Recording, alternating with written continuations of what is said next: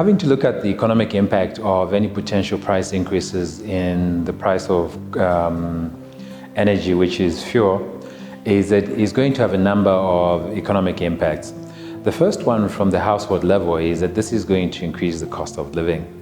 And the cost of living is going to have a ripple effect in the essence that you will have the cost increasing in both transportation as well as the price of the basic household goods and commodities, which is your breadbasket. The second aspect from the business aspect is that obviously it puts businesses in a very difficult position in terms of them having to plan, because you do not know how much you're going to spend in terms of the price of fuel. And the price of fuel is a major component of having to run business, so it will actually affect how your business is going to perform. It throws all your numbers out of proportion in terms of what your projected revenue is going to be, what your projected profits are going to be, because your expenses are fluctuating and you do not know by what percentage this is going to be. From a national perspective, obviously the country must be looking at having to be able to mitigate this. The first challenge that you do see around the price of fuel is that they're having to have a price increase in the price of fuel on a monthly basis. This is a very short period of time in terms of having to plan for your business. And this is the second aspect that the country must have been looking at in having to try and spread this over a longer period of time. And the minimum that it should be within a quarter, that we've only got 4 price increases or fluctuations in price over a period of a year, rather than the 12 that we're looking at. From a national perspective as a country, obviously the issue that comes into play in terms of having to have this stock that lasts us 3 months is whether the country has the resources to be able to buy enough stock to last 3 months. And I think this is where the challenge has been, especially with the debt position that the country has been, that you do find that they might not have all the resources that they require to buy the stock reserves that is going to last us this long.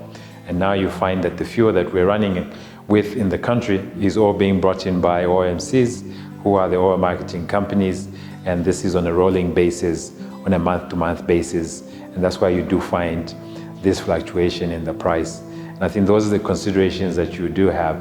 So it is important that we try and find, firstly, a way of having to have stocks that are going to reduce this. But secondly is that as a country must be looking to regional countries to be able to import the crude oil.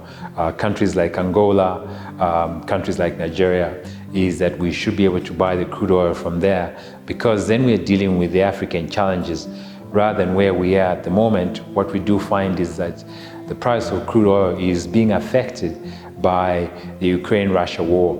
And this is right across 2 continents for us, but it's still affecting us because the supplies of fuel obviously are coming either from the Middle East or from Europe. And as the country, we import our crude oil from the Middle East. This is going to affect us, and in the long term, we must find ways to be able to mitigate this by having to purchase the crude oil from regional countries, especially African countries, because this also improves the inter-regional trade that we do have within the region, and it also mitigates the external forces that we have to deal with. There will be African issues that we're dealing with rather than having to deal with all the issues that are also global in terms of impact as it is at the moment. One of the other things that we needed to do as a country is to try and create, reduce the volatility within the exchange rate, that the exchange rate remains stable. A stable exchange rate will also ensure that it limits how far the price fluctuations in the price of energy is going to be. But for us to be able to achieve this, you must understand that the exchange rate is obviously driven by market forces, which is demand and supply.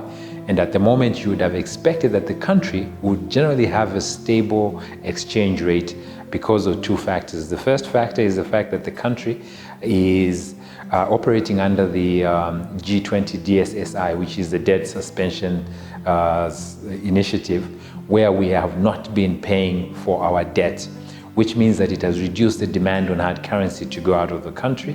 And the second one is obviously the high price of copper on the international market, which is then at its best in the last 10 years. This then should have been speaking to the fact that we would have the hard currency in the country without us having a higher demand for it. But we seem to have more demand on this, and I think it's speaking to multinationals having to externalize a lot of resources, or the mining sector not having to brought in back the hard currency. This is something that we need to deal with as a country in terms of having to sort this, that the hard currency that the country is generating is actually coming back into the country so that we can create stability in the exchange rate.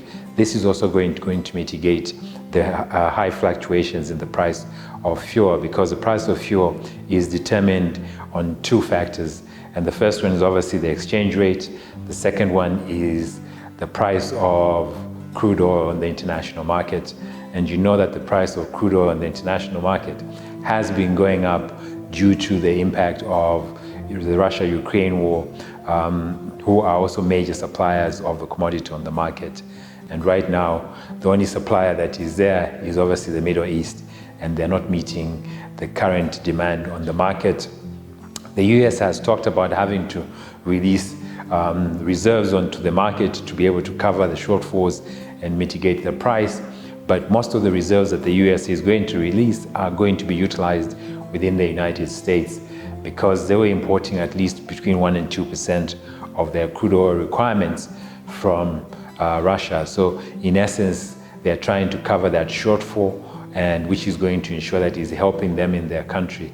But it's unlikely that this is going to support the needs of the African continent in terms of the price fluctuations. So the issue that has been raised around bringing back subsidies is, from my perspective, is that as a country, it is not an option. I think we have been in this position. What you realize from the position of the country is, firstly, the country was actually providing subsidies around fuel prior to this. But at that time, what they were actually doing is that we were consuming the fuel without having to pay for it. Currently, the country has got a $477 million arrears in fuel liabilities, which we haven't paid for. This also is reflecting on energy consumption, where ZESCO was importing energy from third parties and supplying to the country at a subsidized cost, and now they have accrued a debt of $1.2 billion. So at the moment, we are negotiating an IMF package, which is basically having to speak to us, having to get out of a debt position, and we cannot continue to provide subsidies if we are looking to be able to move out of this position. If the country's fiscal position was positive, yes, you could have said, can we provide subsidies for a short period of time to mitigate this? But we are not in a position at all from where we are that we do not have any resources to do subsidies. The decision for us to walk away from subsidies was made probably 2 or 3 years ago. It's just that we've been failing to do this, and now we have gotten into a position where we're actually in a worse position than we were that time.